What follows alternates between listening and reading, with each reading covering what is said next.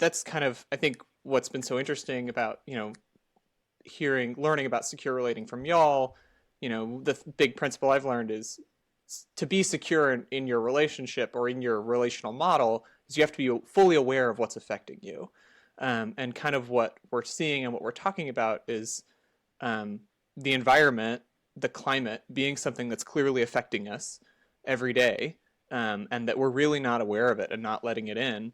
Or, that's Anne's version of it. Or on the flip side, that it affects us in ways that completely are earth shattering and we're completely shut down. I know so many peers and friends who go just all the way to that place of despair. And, I've asked this question, what is your relationship to the environment?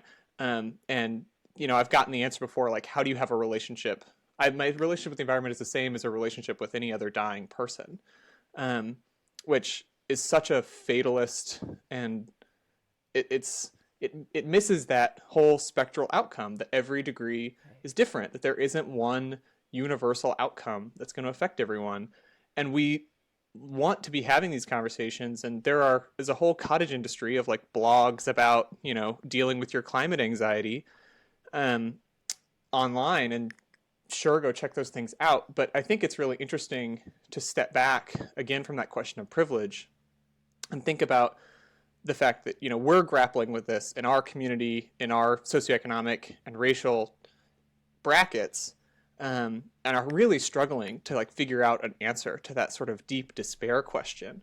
But there are communities that have been struggling with those similar questions for a long time. A quote that really stands out and has really informed a lot of my politics and thinking recently is, "It is better to oppose the forces that would drive me to self-murder than to endure them." And that's a quote from Huey Newton, who was a co-founder of the Black Panther Party. Can you say it again? Yeah.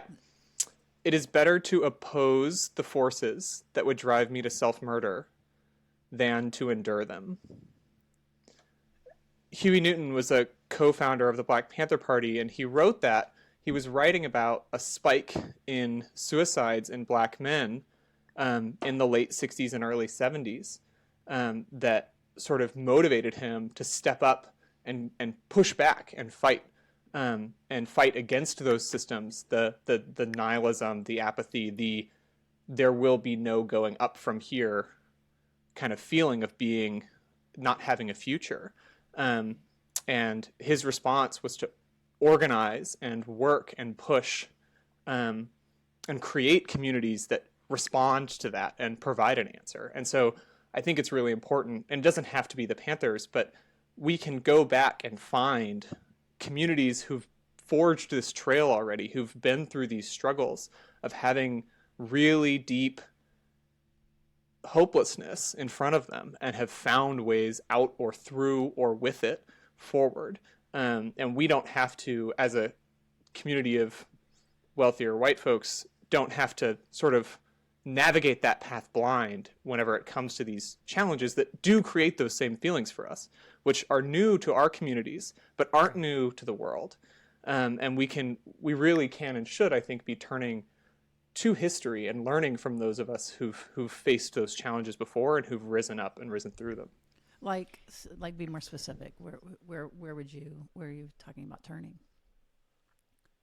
Well, I think the Huey Newton example is a great one. I mean, that response, and that his response to organize, and he coined a term, revolutionary suicide, to oppose that concept of reactionary suicide, or just the taking your life out of that place of hopelessness, or foreclosing your own future in that way. To say, even if I risk harm to myself by going up against a system that is powerful, even if I risk my own death in fighting those systems, it's still worth it. It's still better.